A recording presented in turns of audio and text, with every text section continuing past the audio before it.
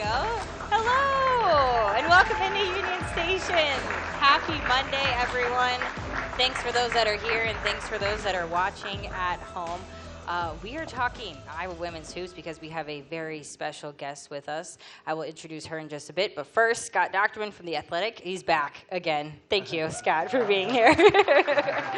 And then our special guest is Iowa Women's Basketball head coach Jensen. You're no stranger to On Iowa Live, so I think everyone's very familiar. Right. Yeah, but just looking at last season, 23-11 overall. First year as a head coach, second round of the NCAA tournament. Now that it's kind of settled in, how do you kind of assess your first year? You know, I think overall it was really hugely successful because, you know, when you get into it, right, and the realization of everything that was before, right? You had Caitlin and company had graduated, Lisa Bluter, longtime Hall of Famer coach, my best friend, gone off into the sunset, right? And then you get into it, and there's just a lot of newness. There's a lot of challenges that your new team is facing, and they're also all of a sudden realizing that everything that they've loved, they've been a part of building, or the new kids that they came in, that everything they wanted to be a part of, it's just like the stakes are high. And we just had to do it a little bit differently.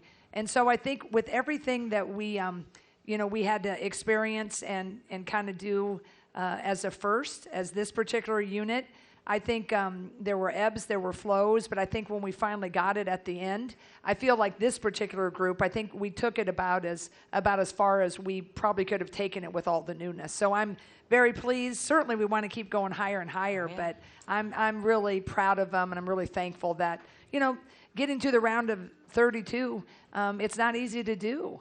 It really isn't. You know, we've had all this success, but sometimes when you have all that success, you can just kind of get used to it and think it's easy, and it's not. It's really difficult to get to that NCAA tournament. Absolutely. You know, I look at some teams that have a lot of adversity, and it makes you appreciate the journey that much more. And it's hard for people sometimes to get past what you did have to replace. You replaced the greatest player in women's basketball history. You replaced the winningest coach in Big Ten history, and 4 starters. There was Molly Davis. There was a 3-and-D and Gabby Marshall. Your niece, Kate Martin. Right. You had to replace all these players, plus you jumping in and trying to figure out everything on the run, and yet you put it all together. You were 2-6 at one point. What happened at that point to make sure you guys could conquer that adversity and do what you were able to do the last 2 months? You know, I think that Molly Davis, Lucy Olson, she got more comfortable. I think she started to really just really understand the system. And it was a delicate dance because as a point guard coming in for 1 year, a lot of the expectations were high, but she was trying to learn a whole different system and really trying to read everybody else and then trying to lead everybody else, but also then trying to figure out, well, do I just go rogue? Is this the time I take it and make a finger roll? Is this the time I shoot a step back? Yeah. And it just took us a while to settle because she was trying to do all of that for all the right reasons, but we'd just come up a little short here or there.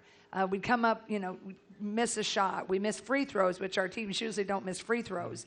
So the challenges were when the losses mounted. Because then you can kind of lose that confidence, and then people are starting to kind of doubt themselves or doubt each other. But what we never, ever saw was that happening. And they just kept galvanizing and kept believing, and our staff just kept really talking about adversity.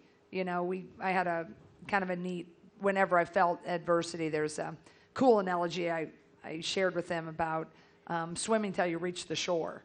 And they really, they seemed to grasp that. And when we'd make some improvements in a game, even if we came up a little short in that 3rd or 4th loss in a row, there was usually something we did pretty well. And it wasn't a gimmick. It wasn't like I was selling them, ice in the desert or whatever, some analogy like that, right? Or iced Eskimos, there we go. They knew I believed it. Yeah. And if I believed it and they kept staying the course, eventually we'd have the breakthrough. And so that's what's fun about coaching is when you can have a group that has a lot of resolve, and they never, ever, ever stop believing. So that's what was fun about that. Scott mentioned moving on from the Caitlin Clark era, and you mentioned it throughout the season and doing that. But was that something that had to start internally for kind of the outside world to kind of pick up? And then how did you approach that with your team? I think that was, as coaches, you do get that more than a fan, because that's what we do. Every year you lose if you do it right, a special class. Whether it has Caitlin in it or no Caitlin in it, you're in the locker room, blood, sweat, and tears, and you've been with them for 4 years. So that emotion is always pretty raw, but you understand you have to turn the page.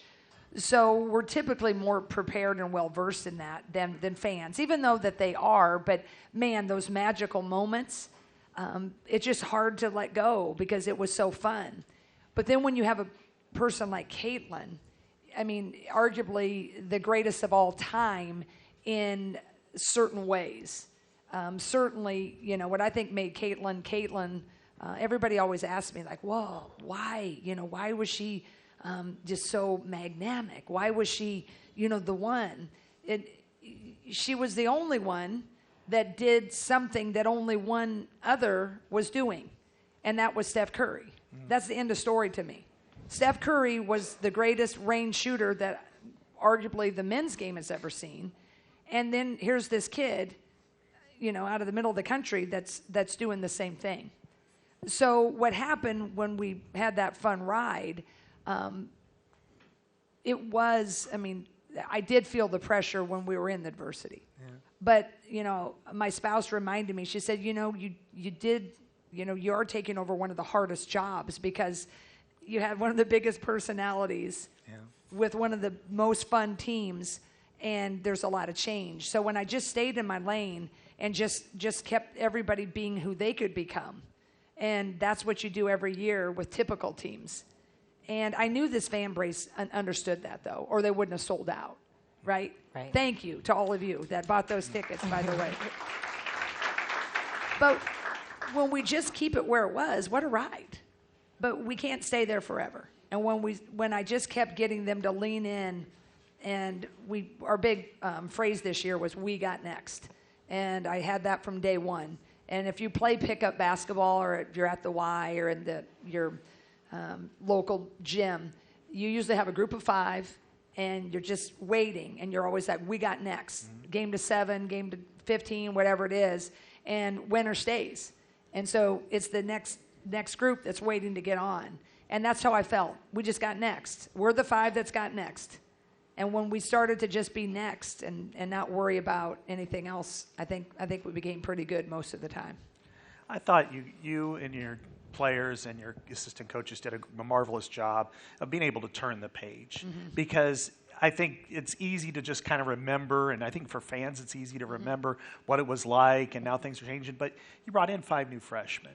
You're a new head coach. You're bringing in a couple of new assistants. You've got players that are now stepping into different roles. They were complementary players with Caitlin on the floor. Now they're asked to do something different. And could you tell that vibe in the summer, maybe that they were ready to move on and not so much worry about, Caitlin or Kate or somebody like that? They really were. Our local star, Hannah Stalkey, when we talked in the summer, she said, I think it'll be fun to have a different role now. And it didn't mean that she didn't like her role last year, right? They didn't not like what they were doing and what we're a part of. But that's what's fun about the growth when you keep a kid from their freshman year to their sophomore year to their junior year. They usually get a different role. They usually have a different job to do. And I think that was what was fun for them. And, the hard part is when they got in and had the adversity, they all realized that you have a Caitlin, she kind of gets you out of trouble at times, right? She's going to shoot it from 40, and it goes in a lot of the times, right? Yeah. When everything breaks down, she's going to create something. So it didn't mean that they didn't miss that, but they wanted to do well in their new roles. They wanted to do well for all of you. And it was just an interesting step in this program. And it's, what we experienced was Beatle-like at the end of that Caitlin era. And it still is when you see Caitlin and, when people want to, get her autograph and so forth. But they were all a part of that. And it's still like that a lot on the road. But it's just so different. And so you can't go into it and be like, oh, there's only 50 people that want autographs instead of 150. It's just like because Caitlin was special.